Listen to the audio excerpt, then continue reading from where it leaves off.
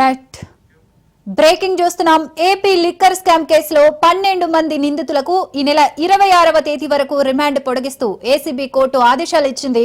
నిందితులను కోర్టు నుంచి జైలుకు తరలించారు పోలీసులు.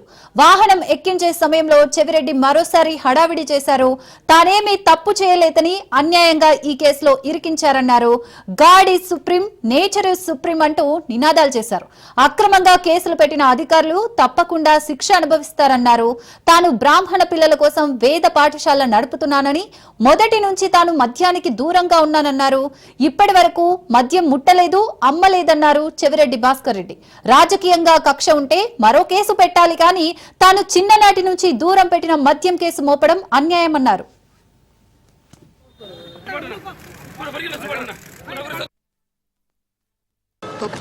తప్పుడు కేసు పెట్టారు. నా తండ్రి లిక్కర్ వల్ల చనిపోయాడు, నా తమ్ముడు లిక్కర్ వల్ల చనిపోయాడు, మా అమ్మ సూసైడ్ చేసుకునేదాకపోయింది లిక్కర్ మా నాన్న తాగుడు వల్ల. నా జీవితంలో లిక్కర్ జోలికి వెళ్ళలేదు, వెళ్ళను కూడా. సిట్లో ఉన్న ప్రతి అధికారికి తెలుసు తప్పుడు కేసు పెట్టాను. ప్రతి అధికారి మనస్సాక్షికి తెలుసు అన్యాయంగా శిక్ష అనుభవిస్తున్నా, ఏ తప్పు చేయకుండా శిక్ష అనుభవిస్తున్నా. నేను భగవంతుని మీద ప్రమాణం చేసి చెప్తున్నా, మనస వాచ కర్మేలా చెప్తున్నా. లిక్కర్ జోలికి ఎప్పుడు వెళ్ళలేదు, వెళ్ళను కూడా. ఈ రోజు కావాలని జైల్లో పెట్టారు, జైల్లో పెట్టి హింసిస్తున్నారు. కొత్త రూల్స్ అంతా తీసుకొచ్చారు. ఈరోజు శిక్షలు అనుభవిస్తాం, ఈ కష్టాలు భరిస్తాం, చేయని తప్పుకి శిక్ష అనుభవిస్తాం. కానీ చేసిన ప్రతి తప్పుకి ఈ రోజు ఏదైతే చుట్టూ వాళ్ళు చేస్తున్నారో ప్రతి తప్పుకి దేవుడు అనే వ్యక్తి ఉన్నాడు. God is the supreme, nature is the supreme. ఎవరు తప్పించుకోలేరు.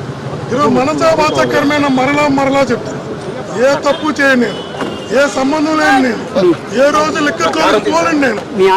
లిక్కర్ కేసులో ఇరికి జైలుకి పంపించారు. ఆరోగ్యం వెన్నుముక నొప్పితో బాధపడుతున్నా. సరే అది ఓకే, అంతకన్నా పెద్ద బాధ తప్పుడు కేసులు ఇరికించడం. మరలా చెప్తున్నా, చుట్టూ తప్పులు చేస్తాను. ఆ తప్పుని కప్పుపుచ్చుకోవడానికి మరో తప్పులు చేస్తాను. దేవుడి మీద ప్రమాణం చేసి చెప్తున్నా, లిక్కర్ జోలికి వెళ్ళే ధైర్యం నాకు లేదు. నాకు సెంటిమెంట్ కూడా, అలాంటి సెంటిమెంట్ ఉన్న నన్ను జైలుకి పంపారు.